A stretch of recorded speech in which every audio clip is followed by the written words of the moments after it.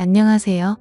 세상만사 이런저런 별일이 많다지만 저 같은 경우도 있을까 싶어서 이렇게 사연 보내봅니다. 막상 정말 어떤 말부터 시작해야 될지 모르겠네요.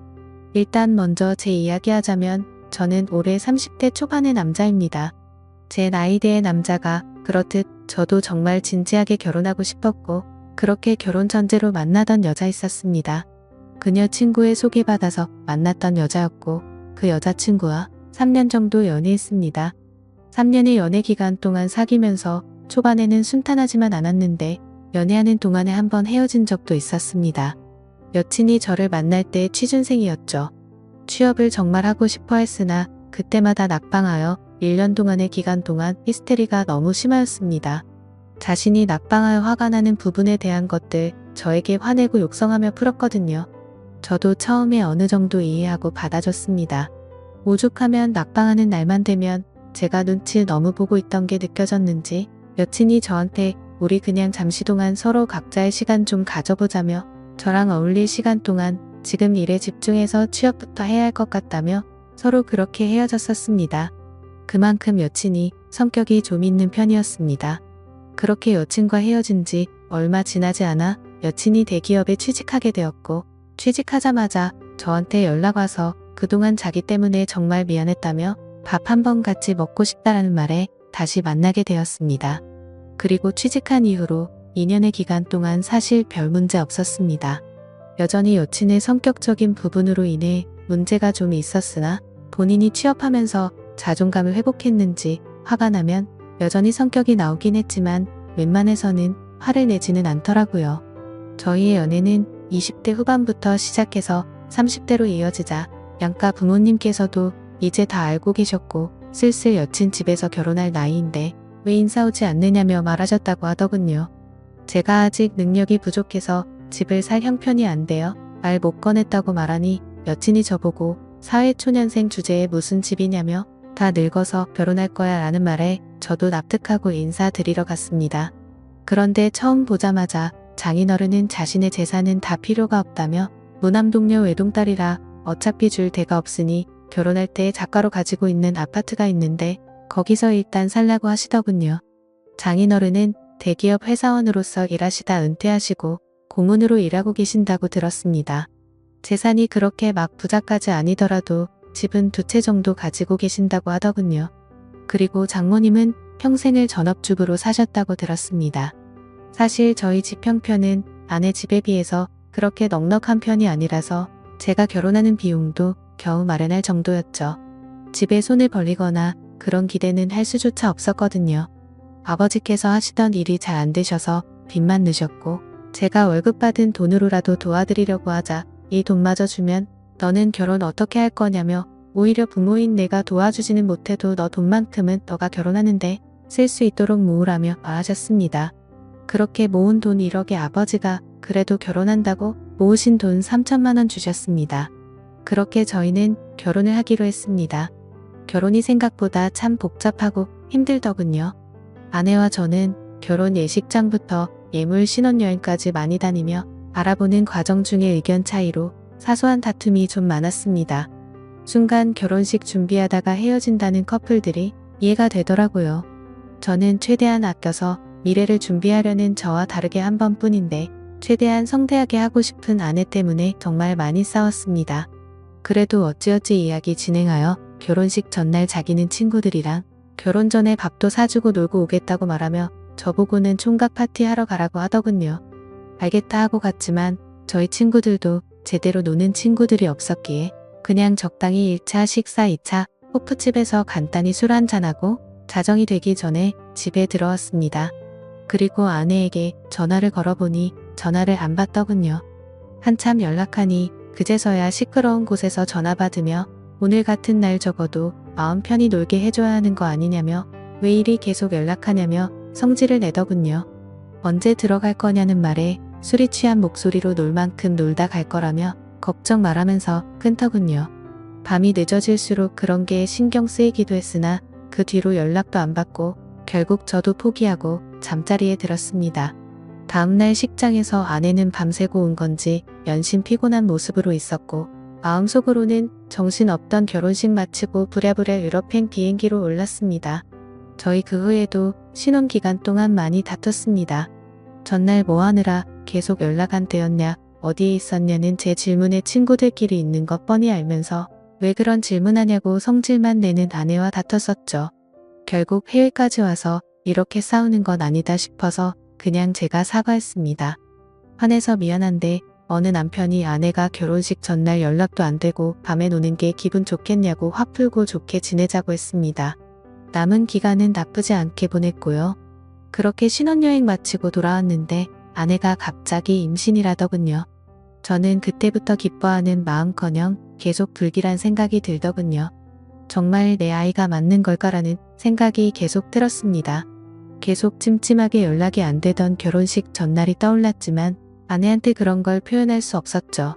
아내는 임신한 걸 가지고 대단한 유세처럼 저에게 다시 히스테리를 부리며 입덧으로 인해 저를 그냥 노예처럼 부리려고 했고 저는 그런 아내에게 맞춰주면서도 마음속의 불안감 때문에 점점 저도 미쳐버릴 것 같더군요. 결국 이 찜찜한 불안감 때문에 아내의 뒷조사를 하기 시작했습니다. 아내는 자기 자신의 영역에 대해서 철두철미한 스타일입니다.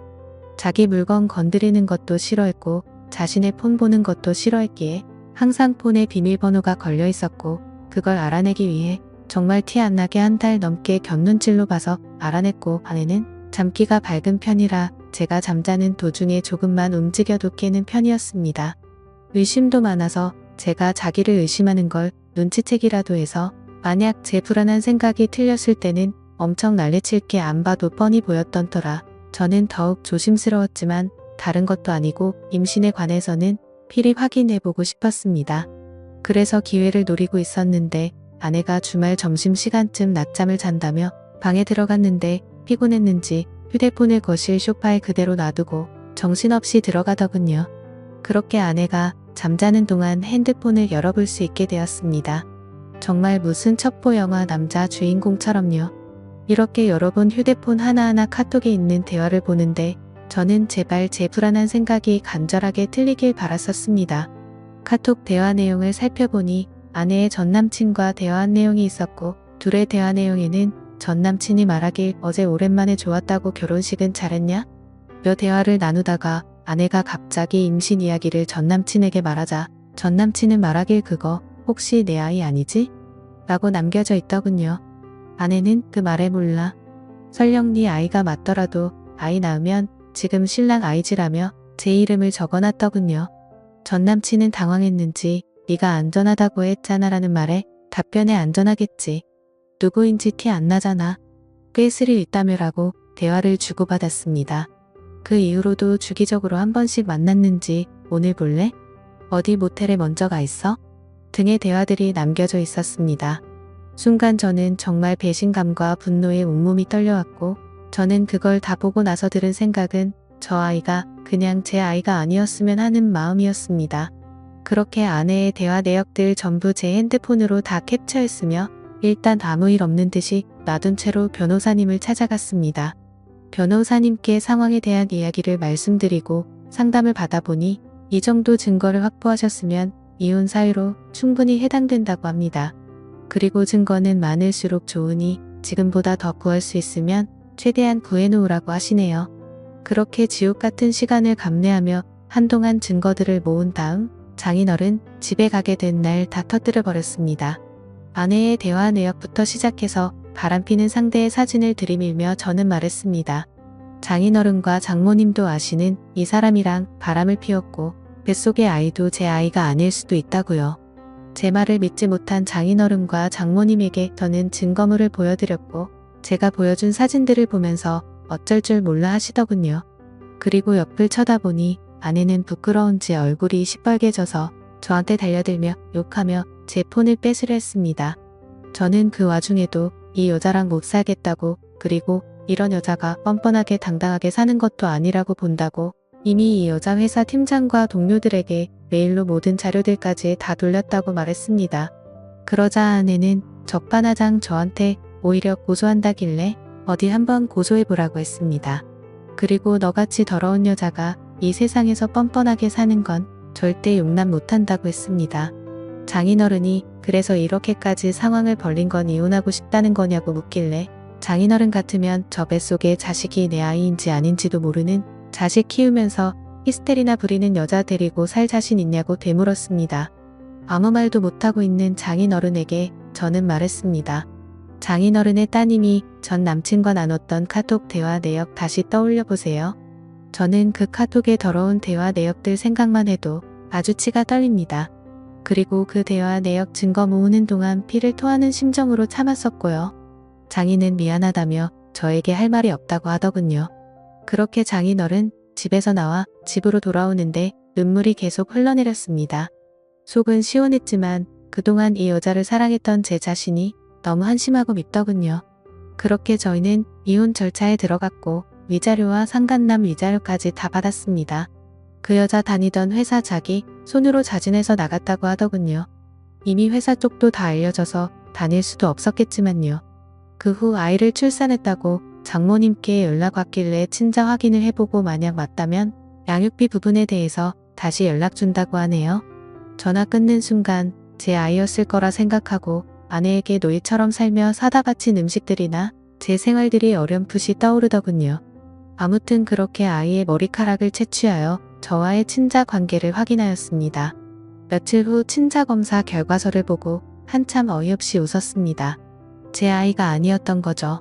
저는 그래도 한때 사랑했던 그 여자에게 문자로 말했습니다. 이제 전 남친이라는 자식에게 찾아가서 돈 달라고 하라고.